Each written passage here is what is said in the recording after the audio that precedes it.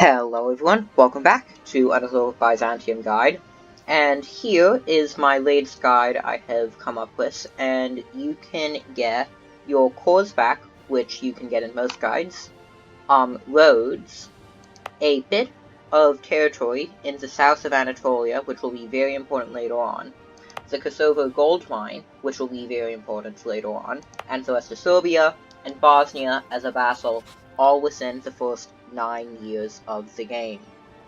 Now, I am going to proceed to tell you how to execute this strategy and what you need to perform to get this accomplished. You will also note that although I am low on manpower, I do have over 1,000 ducats in reserve. So you can always hire mercenaries in some of these wars if you feel that you need to, if you feel that the wars are too hard normally, because you will end up getting quite a bit of a surplus. Now, that out of the way, let's get into the actual guide. So, to start off, you will want to delete your fort in Muya, as you will in most any guides, because that fort is almost completely useless. And you will want to turn your army maintenance down to 0. Then you will want to recruit a regiment in both Morian provinces, so Moria and Achaia, and in Constantinople. From this point forward, you will want to be constantly recruiting in Achaia and Moria for the rest of the game until you declare war on the Ottomans in a few months. If you need to take out loans to do so, which you will, trust me, you'll need to take out loans, do that, but always be recruiting in these two provinces, because if you do, then you will manage to be able to declare on the Ottomans before they can get any allies, and this is huge. Again, at the start of the game, you will want to improve relations with Albania to get them as an ally, as well as Imereti. You will want Albania because they will help you in the war against the Ottomans, and Imereti, you have a chance to get a PU if you royal marriage them. So improve relations enough so they will accept an alliance, then do the alliance, which will allow you to royal marriage them and possibly get a free PU. This was also a step in my last guide. I got it in my last guide, but I did not get it this game. But it is still always a good thing to do. You will also want to improve relations with the Mamluks, as they have a chance to give you anywhere from 1 to 3 ducats in subsidies, which, since you will be going over your force limit by 2 in this war, will help out substantially. Now, back to recruiting in those provinces. You will want to keep on recruiting non-stop, taking out loans to do so, until you have 13,000 troops, which is, as I said before, 2 over your force limit. You will want to station 12,000 of these troops in Athens, with the remaining 1,000 in Constantinople. Station your ships in the Sea of Marmara, and then, on the first of the month after you have both Imereti and Albania as allies and your troops stationed in Athens and Constantinople, and with your fleet in the right place, declare war on the Ottomans for a reconquest of Epirus. The reason you want Epirus and not some other core is it is the one province that is not within range of any of their forts, so you can get it immediately, therefore giving you ticking war score sooner. In a worst case scenario, and you not being able to get the forts for a while, this will help you not get negative war score. Now, after you have declared the war, immediately, since it's the first of the month, move your army in Athens up to Macedonia. They will have a fort there that will be sitting at 0 garrison if you did this right. Now, another thing I should mention that you should be doing before you declare war. You will want your army maintenance sitting at 60% for the first 4 months before you declare war. Now, you will need to do a bit of planning ahead of time, which means that when you have 2 troops left in each province in Moria to reach 2 over your force limit, put your army maintenance at 60%. After that, you will want to keep it at 60% until you declare war, and after you declare war, put it at 100%. The reason behind this is if you do not have more than 1,000 troops in Constantinople, and that regiment is not more than 60% or so maintenance, they will not maintain the fort in Kosraeli, or Kosai, however you say it. This will allow you to instantly siege the fort on the first of the months. Same situation in Macedonia, but since you are 2 away, it shouldn't matter anyway. You will not always be able to get the fort in Macedonia, as sometimes their stack will move over from Constantinople. They will change their mind and decide to instantly go for your stack in Macedonia. This is not the end of the world. If you have to choose between losing the siege and taking a battle, you will lose the siege. You need to avoid battles at this point at all costs until you can attach to the Albanian army, because if you are not attached to the Albanian army, and since you are at low morale, you will lose the battle. So, once you have either won the siege of Macedonia, or more likely retreated, I find I can only get the fort in about 40% of my games. If you retreat, the Ottoman stack will most often pass through and start sieging Athens, because it is your only fort you have in the area. You will want to let them do this, because in the latest patch, the Ottomans, as long as you keep your navy in the Sea of Marmara and the Aegean Sea at the start of the war, they will not move out their navy. Your navy, which is 15, I believe it's either 13 or 15 ships at the start. I'll have to double check. I think it's 15 at the start.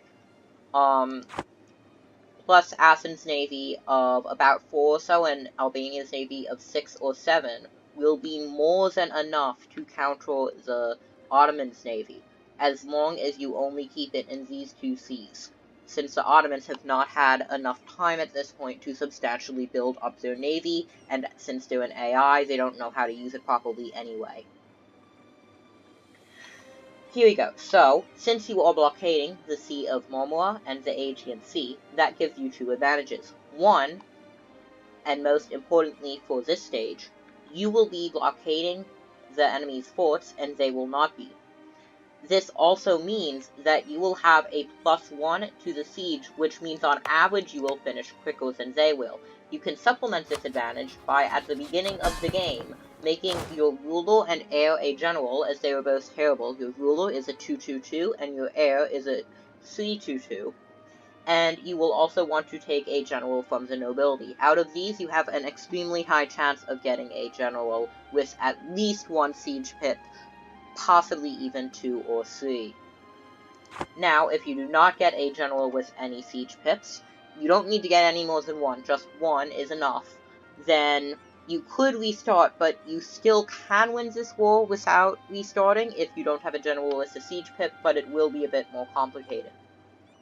So, after your siege in Macedonia has progressed somewhat, if it looks like the Ottomans are above 0% in the siege of Athens, in other words, if they are getting close to sieging Athens, leave a 1 stack behind in Macedonia and move the rest of your army with the Albanians attached to fight the Ottoman army.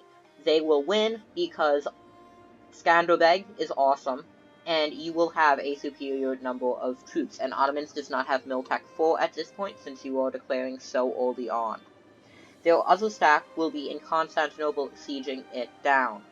Now, you actually don't have to worry because of the way the forts work, which I really don't like, but you can exploit it. Because of the way forts work, you can always move from Macedonia to Adorni to Constantinople. It doesn't make any sense being able to move through an enemy fort like that, but you can. However, you will not be able to do the reverse for some reason. You cannot move from Constantinople to Adorni to Macedonia.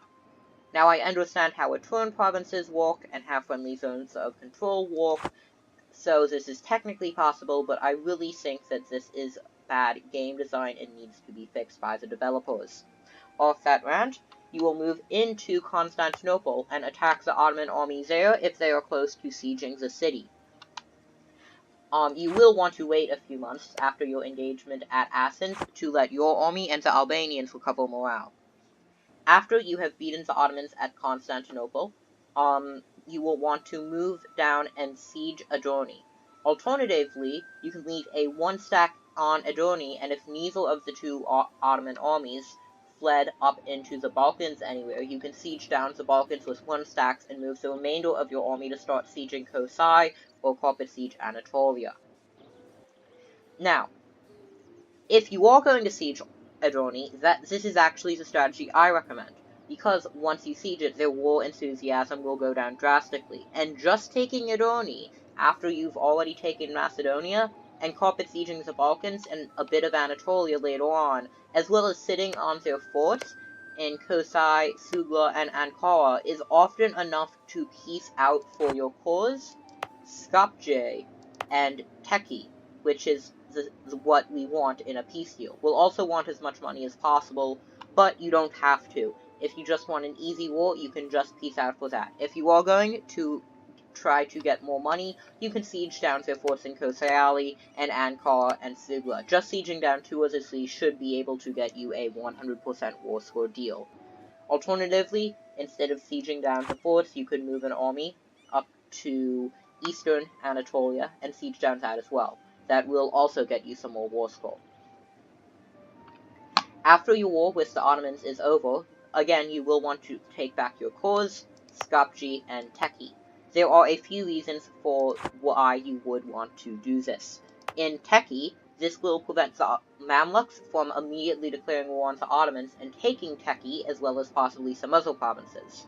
This is good because you actually don't want the Mamluks doing this. If the Ottomans are fighting the Mamluks, they'll most often lose, because you just took a ton of their provinces, you block the strait, making these provinces functionally useless to them, and they are most likely in debt from the war and somewhat low on manpower.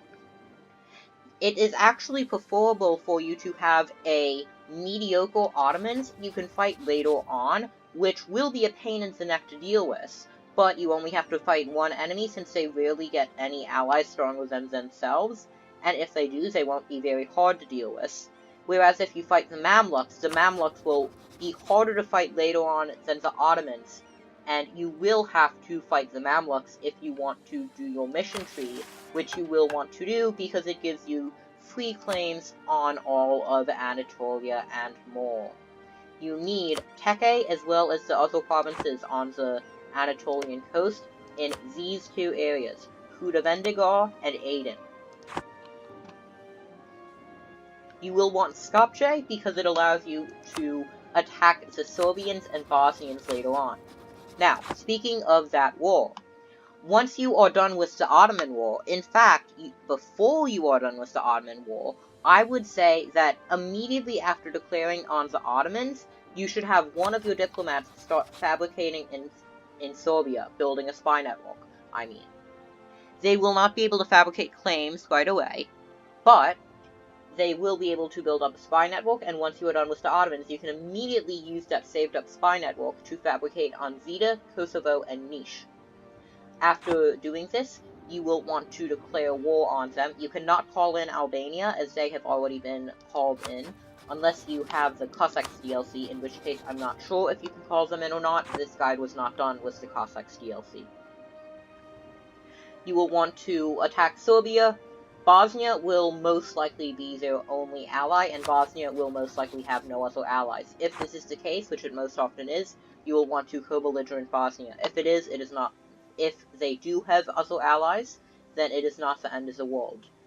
Bosnia will occasionally get another ally, in which case do not co-belligerent them. Getting Bosnia as a vassal is nice to have, but not mandatory. Now, for this war, you can actually take Bosnia and Serbia on single-handedly.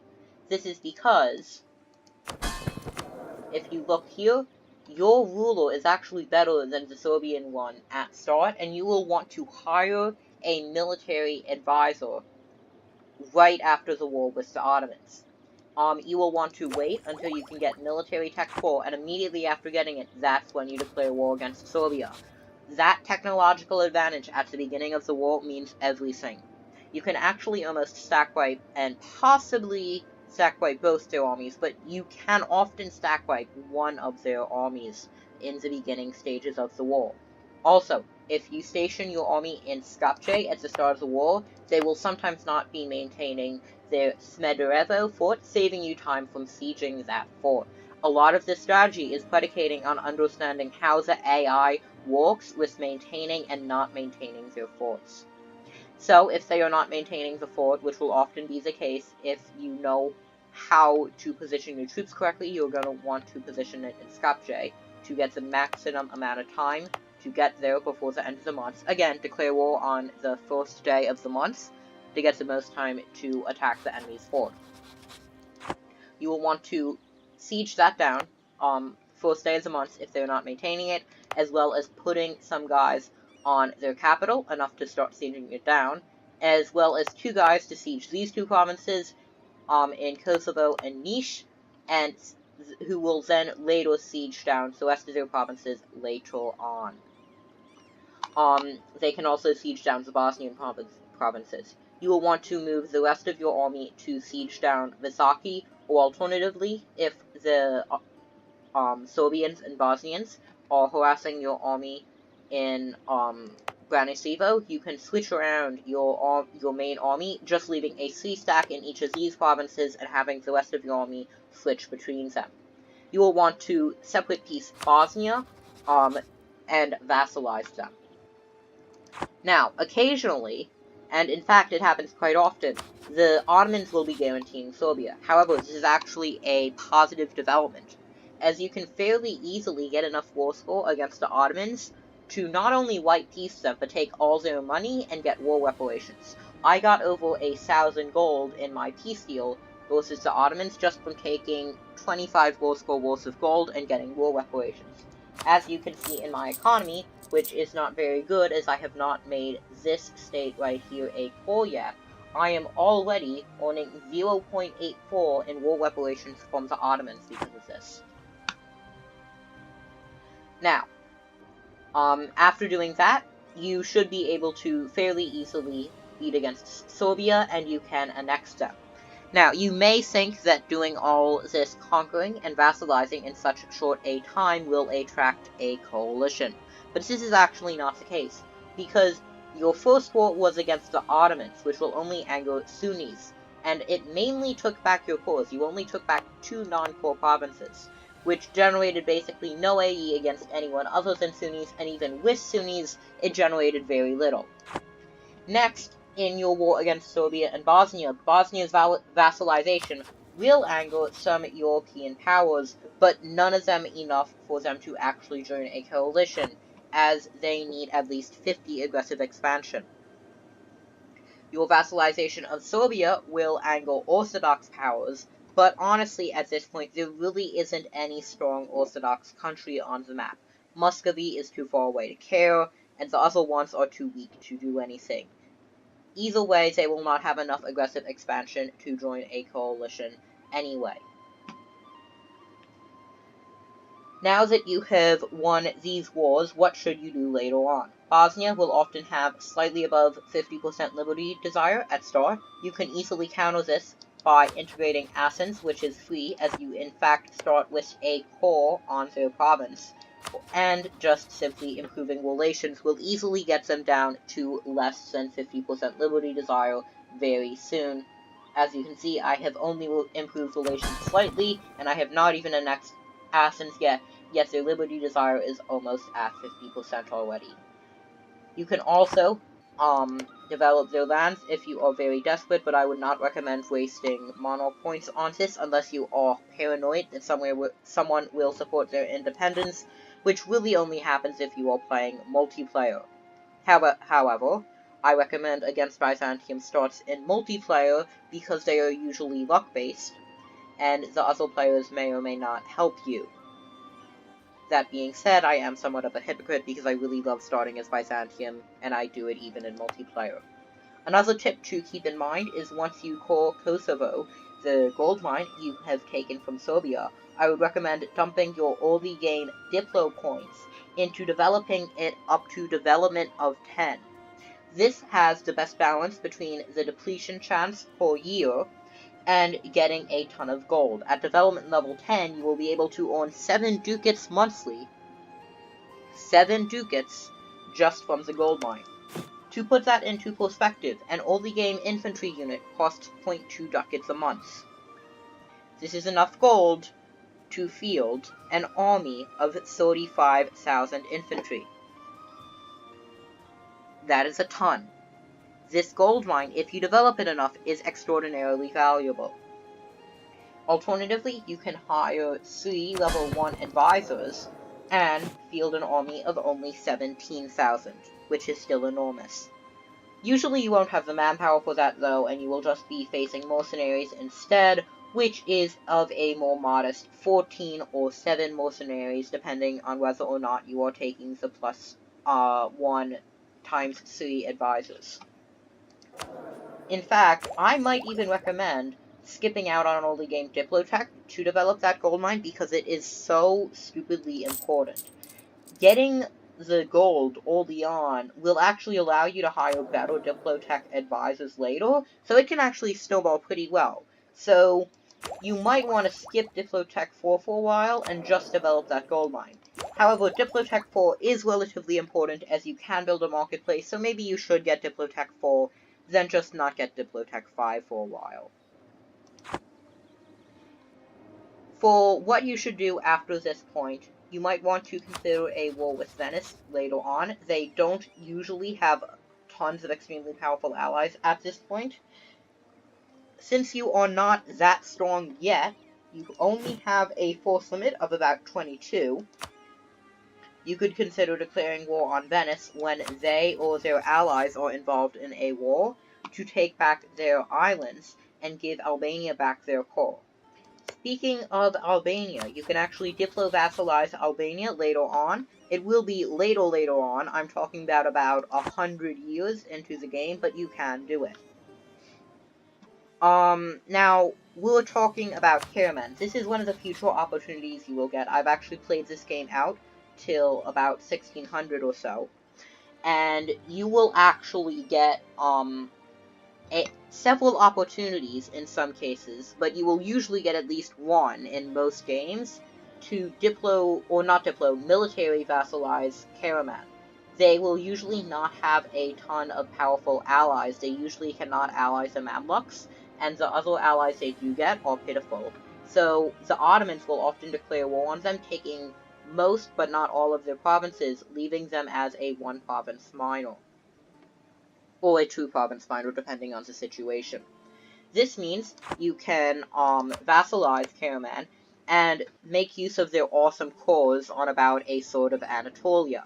This will drastically cut down on the aggressive expansion you get early on, which will be an issue because you are stretched to the limit now, and although you have truces with basically everyone you would actually care about expanding into at this point, you still have to watch aggressive expansion pretty carefully. So getting any cores at all in Anatolia is always a good option. Alternatively, in your second war versus the Ottomans, you can take Vidin.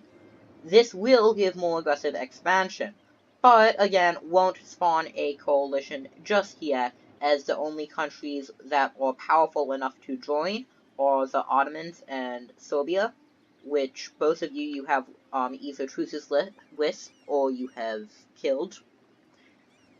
So you can take it, but this will make expansion harder later on, as that will produce a ton of aggressive expansion. Even though it's only 7 development, you will take twice as much AE because they are not a co-belligerent in the war. I am assuming you are taking this from the Ottomans when they were guaranteeing Serbia or Bosnia. If you want to take it in a later war against the Ottomans, that is completely fine. It will not generate more AE. The reason you might want to do this is that you will actually be able to conquer Wallachia. Now, Wallachia is often guaranteed by the Ottomans. The Ottomans actually end up guaranteeing quite a few nations, even Ragusa. I can't really tell why the game devs put it in to do that, except maybe north of Venice. Anyway. You can either take Vidin or Silistri, either one works, but Vidin gives less aggressive expansion. Silistri is a better province, but again, more aggressive expansion, not good. I'd recommend Vidin, because this will allow you to conquer Wallachia. At this point, the Ottomans actually may decline the call to arms, because they are so tired. But if they don't, again, that's actually a positive, because you can take even more money off of them. You can get another 1,000 ducats, and if you take this second 1,000 ducat demand from them, they are basically screwed for the rest of the game. They cannot expand anymore. They will just slowly spiral into a circle of never-ending death and just fizzle out. Thanks to your blocking the Mamluks expansion into Anatolia, you will actually get all of that sweet, sweet development in Anatolia for yourself. You can then conquer Wallachia, although I would encourage you to hurry, as Hungary will often want to do it. Also, if you are keeping the traditional borders of the Eastern Roman Empire, you may not want to. But that is up to you. Ragusa is also a good target. Once the Ottomans stop guaranteeing their independence, they will often have a less than great trade league. Venice, I've mentioned before. Genoa is not a very good target to attack, as they are in the HRE and often allied with France later on. However, if they don't have any allies, it's a good top target to declare war on, as they have good trade centers in the Crimean node, which is strategically important for you as you can transfer trade, and they have that island here off the coast of Anatolia. I would also recommend, sometime when you have 3 diplomats towards the start of the game, supporting Byzantine separatists in the Knights and Genoa. I actually never had a war with the Knights, I just supported the separatists to get roads. You can actually get, what's it called? The Aegean Archipelago, or, sorry, Skyo. Wonderful province name, Skyo. Off the Genoans as well using this method. It's not always reliable. I found that each island has about a 40 to 50% chance of you getting it, using this method, but it basically costs you nothing if you have a spare diplomat lying around, and you can get 1 or 2 okay provinces. Now, talking about your mission tree, I actually would recommend against going into Naples, early on. They aren't an especially easy target. You will need to build up a significant amount of transports to even start invading them, and they will be a significant drain on your resources, as separatists will continue to pop up, and it will always be a pain to transport units over there. You will need to maintain at least 1 or 2 troops in Lucania and Abruzzi to deal with the separatists. So I would actually recommend waiting until later in the game. This strategy, I believe, has significant long-term potential for a Byzantium game. In my games that I continue with this, I played up till 1600, and I conquered the Balkans, southern Italy, which I conquered later on. I had a vassal own most of North Africa. I owned a couple other islands, like Sicily, the south of Sardinia, a bit of 1 province, actually, in northern Spain, 1 island in the Baleares, which I really feel should not be split into 3 provinces, because it makes clicking on it, to, move a unit to one of the islands nearly impossible. I spent, I swear, I spent, a minute just trying to click on this 1 island to try to get my unit to move there.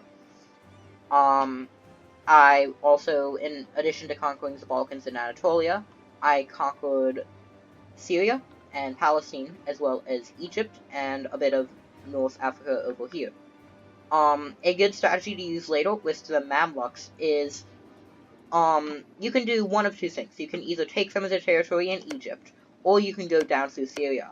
I did 2 different approaches in 2 separate Byzantium games, and I found the approach through Syria to be more profitable, personally, but you can do either one.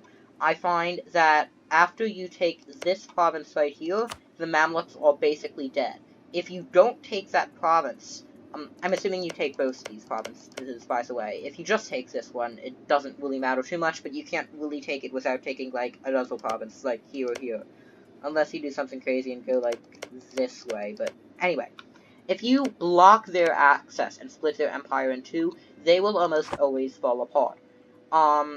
I would actually recommend doing this, as the nations that eat them are usually easier to deal with than the Mamluks themselves, as the Mamluks will cover every single war, so you'll have to fight multiple really annoying wars against them. So I would recommend taking these 2 provinces and cutting their territory in half ASAP. You can also take a stretch of territory here in Lower Egypt just to cut off other nations from eating the rest of their Egyptian provinces, which is actually something I recommend doing. Despite what I said about other nations being easier to deal with, you really want all of this Egyptian clay, as it is ridiculously high dev provinces, and the trade node is amazing. If you can see, even these two areas alone control about half the trade in all of the Alexandria node, which is amazing. That is about it for this guide. Just some more advice. Always delete the fort here in Macedonia. It's useless. You can make a fort in Castoria, which I find to be occasionally useful. But I personally would wait until you have Zeta Cord, then build a fort there. This will help with the Serbian separatists, as I recommend raising autonomy in every province but Kosovo, as you want the gold mine to be at minimum possible autonomy ASAP. And if you only have Kosovo, with autonomy lowered, then as long as you don't lower the autonomy, you shouldn't raise it, but you shouldn't lower it, because that guarantees rebels. As long as you don't lower the autonomy, the rebels actually have a significant chance of just never spawning, and if you're really worried, you can spend a few military points, but again, I usually recommend against spending military points on beating rebels. I feel that they can be better spent elsewhere. Anyway, this is it for this video. I babbled on way too long. I hope you enjoy this strategy slash general talk about goals for Byzantium after they overcome the Ottomans. If you did, leave a like, comment what your thoughts are if you're having trouble, if you have your own strategy. I hope this has helped some of you, despite this video being way too long. I need to work on cutting back the videos, but I mean, I can't help it. It's Byzantium. Remove kebab. Bye.